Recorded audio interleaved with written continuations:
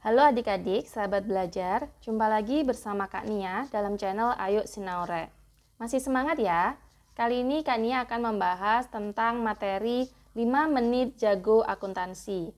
Bagaimana pembahasannya? Yuk kita simak. Cara cepat untuk dapat memahami akuntansi yaitu dengan cara menghafalkan rumus persamaan dasar akuntansi. Tidak panjang ya adik-adik, hanya 3 akun yang harus adik-adik hafal atau kuasai terlebih dahulu.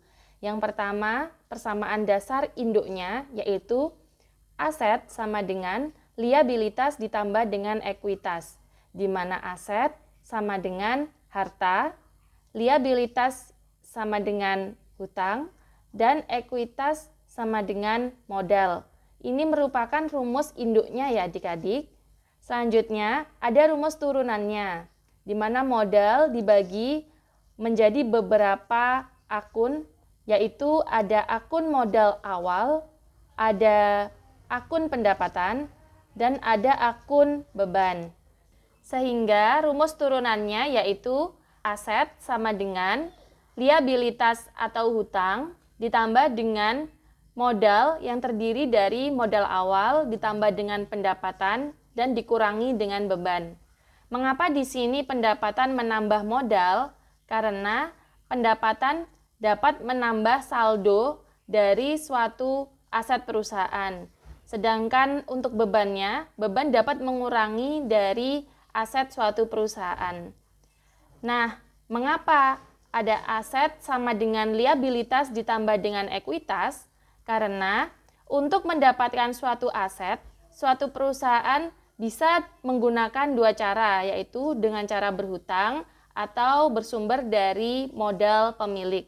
Karena akun beban yang ada di dalam modal itu sifatnya negatif, maka bisa dipindah ruas di sisi kiri menjadi aset ditambah dengan beban sama dengan liabilitas ditambah dengan modal ditambah dengan pendapatan. Ini merupakan rumus terbarunya ya adik-adik.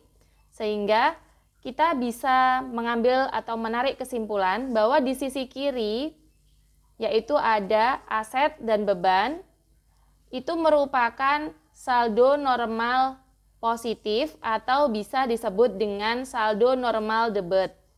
Sedangkan yang ada di sisi ruas kanan yaitu liabilitas ditambah dengan modal dan ditambah dengan pendapatan merupakan saldo normal negatif atau yang biasa disebut kredit. Jadi pada saat bertambahnya saldo normal kiri atau aset dan beban itu berada pada sisi debit. Sedangkan bertambahnya saldo normal modal, liabilitas dan pendapatan berada pada sisi kredit.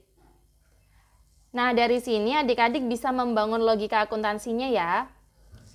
Nah, adik-adik, mari kita belajar untuk menjurnal awal. Setelah adik-adik menghafal dan menerapkan dari persamaan dasar akuntansi yang telah Kak Nia jelaskan, Kak Nia kasih contoh ya. Di sini untuk soal 1, Arini menanamkan modalnya untuk pendirian usahanya sebesar 500 juta secara tunai. Jadi, di sini ada apa? Modal yang bertambah. Untuk sisi modal itu ada di sisi mana tadi? Kanan. Kalau sisi kanan saldo normalnya jika bertambah ada di kredit. Terus ada apa lagi yang bertambah? Kas. Karena di sini secara tunai. Kalau kas bertambah, yaitu dari kas itu merupakan akun aset ya. Kalau kas bertambah maka ada di sisi debit. Karena dia ada di sebelah kiri. Jadi saldo normalnya ada di sisi debit. Sehingga jika dijumlahkan antara aset dan modal itu kan sama-sama senilai 500 juta. Ada sisi debitnya 500 dan sisi kreditnya 500. Oke, dari sini sudah paham ya. Pokok kalau di sebelah kanan bertambah ada di sisi kredit. Kalau di sebelah kiri bertambah ada di sisi debit. Yang di sebelah kiri itu apa aja? Ada aset dan beban. Yang di sebelah kanan akunnya ada apa aja? Hutang, modal, dan pendapatan. Sudah paham ya? Nah, bagaimana perlakuannya jika terjadi pengurangan atau ada pembayaran, misalkan pembayaran hutang senilai 50 juta misalkan. Maka berkurangnya liabilitas dan berkurangnya aset kas untuk membayar hutang tersebut. Maka liabilitas berkurang, kebalikannya kalau dia bertambah ada di kredit, jadi kalau dia berkurang ada di sisi debit.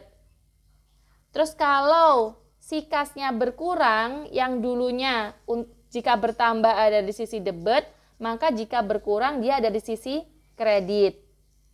Maka jurnal yang bisa kita buat yaitu hutang pada kas senilai 50 juta. Sudah paham adik-adik? Kita lanjutkan ke soal nomor 2 ya. Misalkan Arini membeli mesin secara tunai senilai 300 juta. Maka jurnal yang kita buat bagaimana adik-adik? Ya betul. Ada pembelian mesin. Mesin itu termasuk pada apa? Aset atau harta. Mesinnya jika bertambah di mana? Posisinya di debit, betul. Kalau pembeliannya secara tunai, maka yang berkurang apa? Kasnya. Kasnya ada di sisi apa? Kredit. Jadi ada yang dikeluarkan untuk dikorbankan dan ada harta yang bertambah. Maka ada 300 juta untuk pembelian mesin atau mesinnya bertambah senilai 300 juta dan kasnya berkurang senilai 300 juta. Oke adik-adik, sekian dulu ya pertemuan Kak Nia kali ini. Semoga bermanfaat. Kita bertemu pada part-part selanjutnya. See you next time.